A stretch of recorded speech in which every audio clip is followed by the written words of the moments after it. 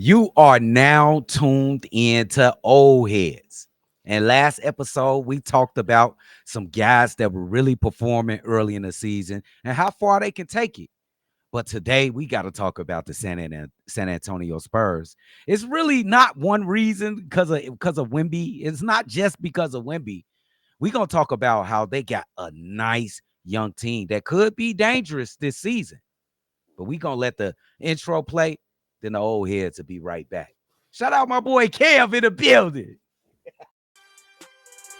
Thank you for tuning in to the number one place for your basketball fix, NBA Central, hosted by the Cognac Boys. Man, I'm so happy that the NBA is back. And I'm so happy to see the San Antonio Spurs actually perform well, Big Kev. 3-0. They had some tough games to play. They ain't like they've been playing cupcakes. They beat the Dallas Mavericks for their first game. And they had a couple more games that was pretty tough, and they wound up pulling them off. Now, first, I want to talk about Victor Wembanyama, bro. Like the kid is averaging 33 points, 13 rebounds, and 6 blocks, bro. I think that he has a chance to win the double double, meaning the MVP and the Defensive Player of the Year this year. But my question is not only that. How far can the San Antonio Spurs go with the leader being Wemby, and can sustain this play throughout the season? I mean, it's definitely sustainable. It's just a matter of when they're gonna pick their spots for him to get rest. I know he's only 21 years old, but this is just how the NBA is now, right? Nobody really plays 82 games, so they're gonna monitor his minutes. Right now, let me just double check. It looks like he's sitting at 30. Hold on, real quick. I had it pulled up. He's sitting at 32 minutes a game, which is not bad for a star player. He's averaging 33 points in 32 minutes, so that's pretty good. He's going to shoot in the high 50s, low 60s from the field. That's a given. If he can stay in a situation where he's shooting 38, 39% from three, that's going to be great as well. He's going to get you your rebounds and blocks. And even the shots that he doesn't block, C-Dub, is deterring other teams from scoring in the paint. Right now, the San Antonio Spurs, through 3 games, are outscoring opponents in the paint 154-72. Oh So my that God. means that other teams are shooting 12 for 26 at the rim when Victor Wembanyama's there to protect the rim. So even if he doesn't get the block shot, he'll force them to miss the layup, the easy ones, the bunnies. And that speaks to your double-double portion of if he can sustain it as far as him getting the Defensive Player of the Year. MVP, he can get it, but you already know how this league is, man. It's too many really, really good basketball players for him. He's going to have to take the MVP from the SGAs, the Jokic's, the Giannis's, and they're going to have a pretty decent record. The quietest is kept, and I never knew this. They've never started 5-0 as a team. Wow, The that's San crazy. Antonio Spurs, all the history that they got, the dynasties and all of that. So their young coach, this young team, and with Victor at the helm, man, Victor Wembanyama is going to continue to turn heads if he stays healthy. And yes, I do believe it's sustainable. Yeah, I think it's sustainable too. I think he's already the best defensive player in the world. Yeah, I do. I've always wondered when I thought about Victor Wembanyama, what has got him to this point? What in the offense motivate? What in the off season motivated him to come into this season and be like 2 times more impactful in a game? In Well, my belief, the main difference in Wemby's game this year is more assertiveness. He's more confident on the field, on the court, if you can believe that. What do you think about that? Is it, if you don't believe it's his confidence that got him playing this way, MVP caliber way throughout the first 3 games, what is it?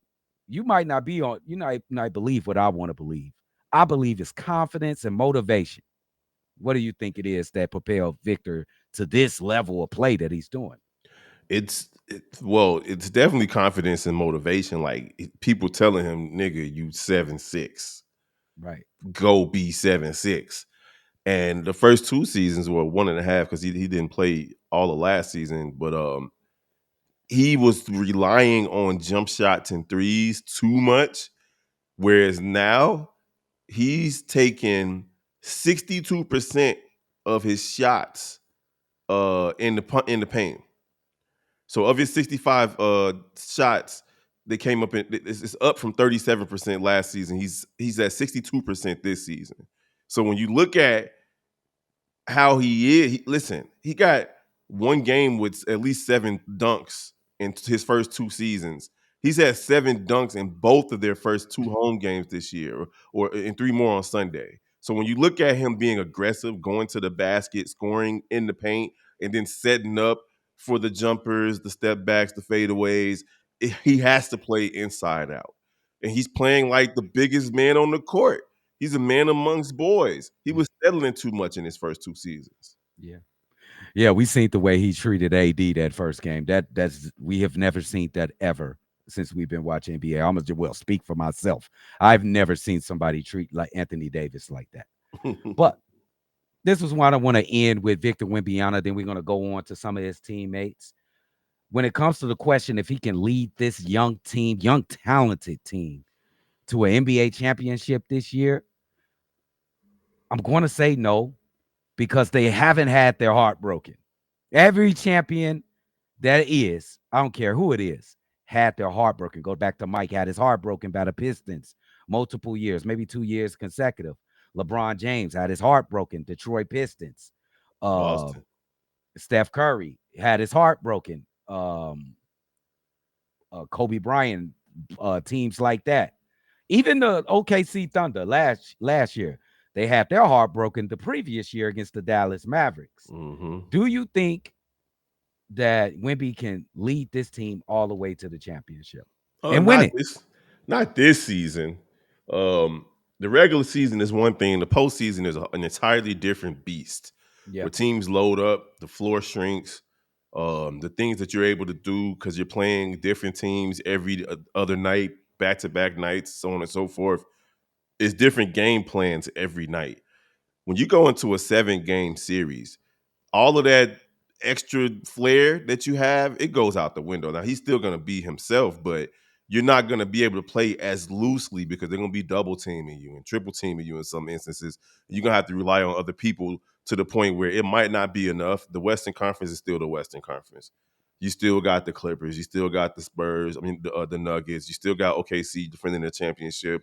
You still got the old heads, Steph Curry, LeBron, and those guys. They're not going to just allow a Wembanyama led team to just go out there and win a championship. Now, can they? Sure, anything's possible, but it's highly doubtful, bro. I doubt it. I just really truly doubt it. Now, if Pop was still coaching the team, maybe they have maybe a few more percentage of a chance, but I just don't think that they're there yet. absolutely. I can't be mad at that. Now let's talk about some of his terrific teammates. I just think this team is a good mix now. That did you add an alpha guy like Wemby in.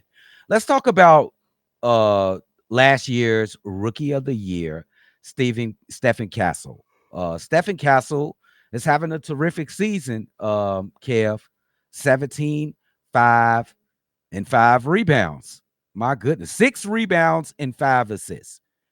He does practically about everything for this team. Super duper athletic. We know that. And he just makes the right play. And it seems like he just fits with Wemby in this on this team. Can you talk a little bit about Stephen Castle and what he brings to the San Antonio I Spurs? mean, he's a champion. Played at UConn. He definitely has a champion's heart. The points speak for themselves, and they're usually, drives to the basket. He has a young Russell Westbrook approach to basketball. He's going to drive to the basket a lot. He can shoot better from three. Right now, it's only been 3 games, but he's only shooting 30% from the 3 point line. He can do much better at free throw. The team in general can do much better at free throws. But if you're taking 7 free throws a game and you're making half of them Half of them. out of that guard position, Yeah. not good. And then also, we got to talk about De'Aaron Fox in this case because he's not a true point guard, and you can tell by his turnovers. He averages 6.7 turnovers in 3 games. That's a lot. And I think one of those games he had 10 turnovers. I think it was the second game versus New Orleans. He had 10 turnovers. So I don't think he's comfortable at the point guard position in terms of distribution. But at the end of the day, he's still a great complementary piece for Victor Wembanyama for sure. Absolutely. And since you brought up De'Aaron Fox, um, since he's the more established player, I just want to say my piece. By the way, this young team been playing over these 3 games. And me, I'm a Chicago's Bulls fan. We missing a key guy like Kobe White. I think it's kind of similar, but it's not the same situation. I think the San Antonio Spurs will be better off trading De'Aaron Fox. I just think they'll be better equipped if they can grow together with this young core that they got. Maybe you can bring Dylan Harper in. He can play point guard. You can move Stephen Castle over to the 2. But De'Aaron Fox, he could come in here and mess up the synergy, I think. I mean, he could, but in this case, you gotta see what you got before you go cast him off because you haven't had him for a whole season. You traded for him last season at the not the trade deadline, but in January ish when they traded Zach Levine to San Antonio and I mean to the Sacramento Kings. The Bulls did that, but I would rather get a sample size of what this squad could look like with De'Aaron Fox, who is a premier athlete in this league. Right now, he's dealing with a hamstring injury that could change things for him. I'm not necessarily sure if placing that type of onus on a Dylan Harper yet, because when De'Aaron Fox comes back, minutes are going to change, right? Yeah. And it could be Julian Champagne. He's getting 30 minutes right now. Keldon Johnson and Dylan Harper, he's getting about 25 minutes. Harrison Barnes is another player that's important, a glue guy for this squad. And I think, honestly, Dylan Harper is going to be taking Harrison Barnes minutes. And if you look, I think on yesterday when Dylan Harper scored 20, Harrison Barnes was on the bench at the end of that game. It was a close game too against Brooklyn, and Harrison Barnes was on the bench, and Dylan Harper was out there putting up important minutes and hitting big shots. But as far as the point guard position is concerned, Devin Vassal's not it. Stephen Castle's not it. You need to have a true point guard who's used to playing the position, getting the pick and roll going, getting the offense running, and we know that De'Aaron Fox can do it at a high level. Is he the okay? And I know he can do it in a high level, and you want to see when he come back how this team meshes. I would counter that and say we've seen De'Aaron Fox. We know what De'Aaron Fox can do. Now visualize his style with this young team the way that they play. I just don't think it's a fit. I know that they're going to wait and see how it fits. Maybe it goes well, but I'm going to say that you might as well trade him and let these young kids get their chance to move this San Antonio Spurs team forward. Um, if you're gonna leave it there, let's go to these 2 guys. Like I was really critical about these guys without Wemby, and you remember this, you know this, Devin Vassell and Keldon Johnson, Mm-hmm. because they were the guys without a Wemby there. That was the guys, and they wasn't putting up wins. All their talents wasn't adding up to wins. But when you add a guy like Wemby, they definitely can complement him and be pieces to a puzzle or pieces to a pie. Mm-hmm. How do you like their roles now? Both of those guys, Devin Vassell and Keldon Johnson. I'll start with Devin. Devin right now, you could tell that him and Stephen Castle have built a bond. They even got the same hairstyle. And what he's doing really well so far this season is shooting the 3 ball. He's taking about 8 per game and he's hitting 45%. That right there is exactly what you need to have on the floor with a Victor Wembanyama when they double him and he can't get his shot off and they can move the ball around the horn, find a open Devin Vassell and Keldon Johnson as well. He's only taking 2 threes a game, but he's hitting 50% of them. So he's hitting 1 out of every 2 that he takes so far this season. those are the type of complementary players that you need on the floor.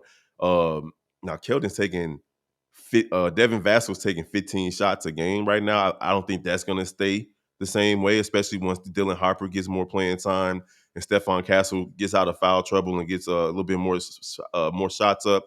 But at the end of the day, both of these guys are important cogs to this team, and they've been here for the last 3-4 seasons. So they've been with the Spurs, they've been with the Lows, and now it's time for them to start to reap the benefits of top 5 picks, top 2 pick, top 3 pick. And now they're starting to turn this thing around. Now it's still super early, and everything that we talk about on this channel for the first few weeks is going to be like Yeah, overreactions, it's right? an overreaction. It's just what it is. But at the end of the day, if Devin Vassell and Keldon Johnson continue to play their roles the way that they're doing right now, the Spurs are going to be a tough team to beat throughout the Yeah. regular season.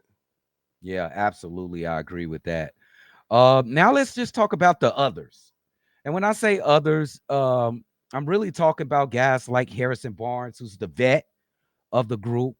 He's going to give knowledge. He's going to get experience to these young guys. He's an NBA champion. We talk about Luke Cornett, who's also an NBA champion, a backup, a solid backup for Wemby. Bismack Biombo is an NBA champion, a backup for Wemby as well. You got Carter Bryant out there, a heralded rookie. We looked at a lot when we did our research on rookies coming out of the draft this year. What are some of the others out there that you look and was like you impressed? They really fit this team and they make this team go. Basically the people we talked about, like Luke Cornett, another former Chicago Bull. He's a serviceable backup. Like he's gonna go out there, he's gonna provide you with some real rim protection.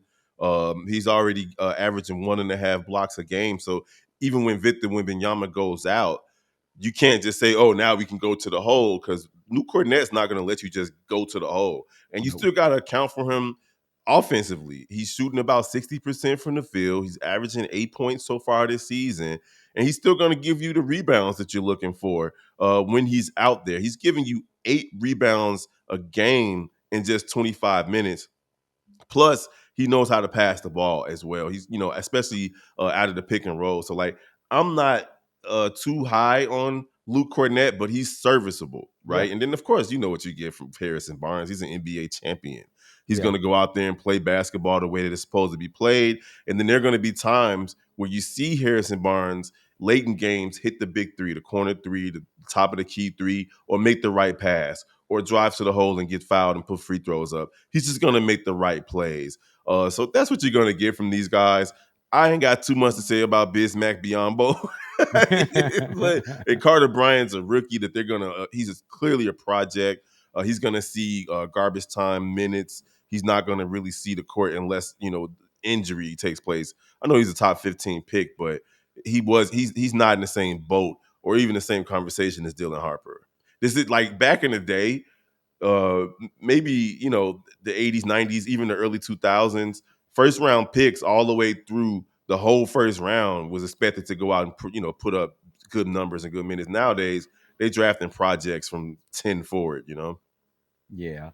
And then I agree with that. And then when you look at the outlook of this team and how the NBA they want to play, I think this is the perfect team for the future of the NBA. They want to get up and down. They got a superstar like an eighth wonder of the world in Wembyana. And they got very, very good complementary players. We didn't even talk about Dylan Harper like competing for a rookie of the year. You think Dylan can compete for a rookie of the year? Oh, absolutely. You got VJ Edgecombe. He's on everybody's mind right now because of how he came out. But real quick, because you mentioned, their pace. San Antonio is not really playing at a fast pace right now. Like they're focusing on defense. They lead the league in rebounds, obviously, right? You got Victor Yeah. out there dominating, and then they hold the opponents to 105 per game. So that's good for second in all of the league. But as far as pace is concerned, they're bottom half of the league, bottom third of the league when it comes to assists per games, and they're only at a 10th. That's not bad, but they're 10th in scoring so far. And Yeah. then pace overall, they're at the bottom of the league at 97.1. So right now they're not necessarily. They're more so a half court team. Dub. Okay. But when you think about the young, talented, athletic players that's winning championships like the OKC Thunder, um, who's threatening for championships, the Dallas Mavericks, you're gonna have to be athletic. You're gonna have to have young pieces that can help you, that can impact the game right away. And San Antonio got a lot of that. Mm-hmm. Uh, young coach in Mitch Johnson. Mm-hmm. Let's see what he can do. Can he hold the ship together for an entire season? I really like this team right here. They're very. I think it's the most entertaining. Well, I'll just say this: they're the hottest team right now. Not in terms of record wins and losses, but everybody want to talk about the San Antonio Spurs. No, but they even in terms of record, only two teams went 3-0, and Yeah. it was Oklahoma City and the Spurs, and hopefully the Bulls tonight. But Yeah. everybody else took an L. So they're definitely the hottest team in terms of optics, Yeah. right? Because you can't not talk about the Lakers when you talk about hot teams like Luka, and then what Austin Reeves did last night was crazy. So much so that that DeMar DeRozan walked out of his press conference because he couldn't believe how many free throws Austin Reeves took last night. He was getting that SGA treatment. But yeah, when it comes to upstart flavor of the week type situations, it's the San Antonio Spurs. You can't help Yeah. but talk about them. Even in power rankings on ESPN, NBA.com, wherever you go, they went from in the low teens to high 20s to top 10 just based on their effort last week. Nobody expected Victor Wembanyama to take the leap to 33 and a half points per game My from just goodness. barely doing 20, 21, 22 points per game. So yeah, it's fun for the league, man. Like as old heads who watch basketball for 40 plus years, it's fun to see teams start to come into their own. Okay. So before we get out of here, I lived through an era where the San Antonio Spurs, everybody say this is Kobe's dynasty, then LeBron dynasty. But in between all that bullshit, San Antonio was winning championships. Mm-hmm. Do you think San Antonio is on their way back or they back? No, it's still they're on their way. We're only Okay. 3 games into the season, so like we can't say that they're back until they start winning playoff games and Yeah. divisions and so on and so forth. Like you take baby steps. It's just 3-0 right now. We'll see how they do this week. They got 3 big games that I expect them to win. Honestly, they play Toronto. Miami is another team that we got to talk about, Nice. because We if definitely you got to want to talk talk about about pace, the it. Yeah. Miami Heat are playing with pace, and then Phoenix. So those are 3 very winnable games. But that Miami game is going to be a fun one. That's going to be must see TV. Yeah. I would love to see Wemby versus Khalil Ware, who's having a great second year. If you don't, if you haven't forgotten, they played each other in the preseason, and Khalil Ware was D'ing him up. Yeah. And he Yeah. was taking step back threes and all of that stuff. Yeah. He has a 7'5" wingspan or something like that too. So he's no slouch when it comes Yeah. to Wemby. He matches up with him. Absolutely. I can't wait till we see that matchup. It's been fun talking about San Antonio. It's going to be interesting to see how far they can take this. It's going to be interesting to see when De'Aaron Fox come back. What do they do? How do they look? This has been a great conversation, Big Kev. What you got anything to Always. add before we get out of here? No, man, y'all already know. Follow me at Big Kev from the Shot, Big Kev from DACHI. And don't forget to follow the rest of the Chi-Town sports family. Y'all already know what to do. Type in your favorite Chicago sports team, put the word Central behind it. You will find us, as well as NFL Central, Fighting Illini Central, and the Shot Bulls podcast with the Cognac Boys. Will be live tonight on playback with the Bulls versus who the Bulls playing tonight? You got Atlanta. Oh Atlanta man, Hawks. yeah, Trey Young and them. That's gonna be a fun one. Ayo already ready. Yo, bro, you know Io got treats for his son. But but anyway, make sure y'all tune in. Thank you all to you young whippersnappers for tuning in to Old Heads. We gonna see y'all on the next one for sure. If I can push the button.